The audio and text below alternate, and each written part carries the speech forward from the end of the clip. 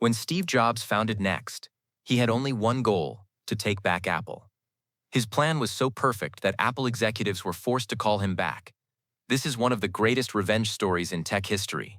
The story of how a man kicked out of his own company in 1985 came back 12 years later to reclaim that very same company. In May 1985, Steve Jobs was called to an Apple board meeting.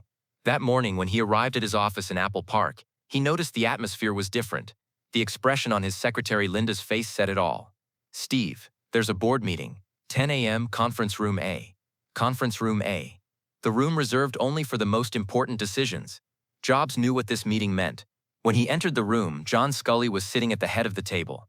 Beside him were board members Mike Markula, Arthur Rock, Peter Crisp. They were all looking at Jobs but avoiding eye contact. Sculley stood up and delivered the words. "Steve, this wasn't an easy decision, but it's necessary for the company's future. You need to step back from operational decisions. You'll only take on a visionary role." Visionary role.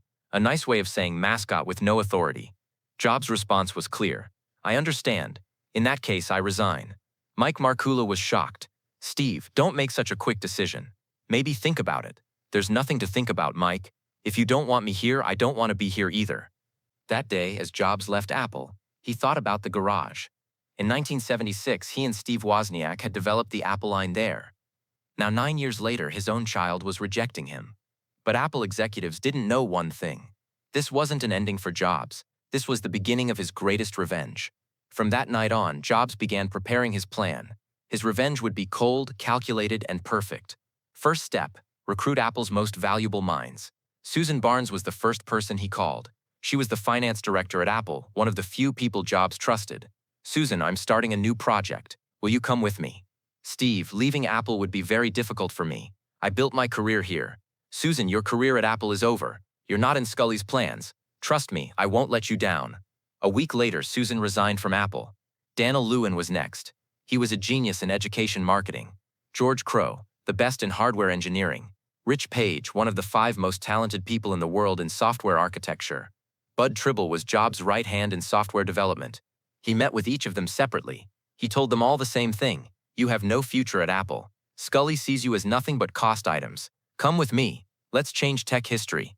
All 5 accepted. Apple management went crazy. Sculley called Jobs and yelled, "What does this mean, Steve? You're stealing our employees." Jobs' response was cold. "John, they were my employees. You stole them from me. I'm just taking them back."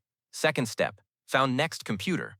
But this wasn't just a company. This would be Jobs' weapon to prove his superiority over Apple. They rented Next's first office in Palo Alto, a small place but sufficient for them. On the first day at the team meeting, Jobs told everyone, "We're going to make computers better than Apple here. So good that Apple will try to copy our technology, but they'll never reach our level." This wasn't boasting. This was a promise. They began developing the Next Cube. With its black magnesium case, it was visually completely different from Apple. Objective-C programming language, Next Step operating system, everything would be years ahead of Apple. Third step: wait patiently and watch Apple collapse with its own mistakes. From 1985 to 1997, for 12 years, Apple was in decline, and Jobs was tracking every minute of it. During John Sculley's era, Apple first ruined Lisa, then led Newton to failure. Sculley was a marketing genius, but understood nothing about technology. He was killing Apple's soul. In 1993, Sculley was also fired. Michael Spindler came in his place. This guy was even worse. He botched the transition to PowerPC processors. He diluted Apple's brand with cloning policies. During this period, Jobs was working at Next while also growing Pixar. In 1995, they released Toy Story with Pixar. They changed the animation industry. They took Pixar public. Jobs became a billionaire. Apple continued to collapse. Market share dropped from 16 to 8%, then to 4%. The former tech giant was now overshadowed by Dell and Gateway. In 1996, Spindler left too. Gil Amelio came. This time, Jobs was hopeful. Amelio had a technical background. Maybe he could save Apple, but he was wrong. Amelio turned out even worse. He brought the company to the brink of bankruptcy. They announced a $500 million loss. Wall Street was writing that Apple was finished. That's when the phone call came.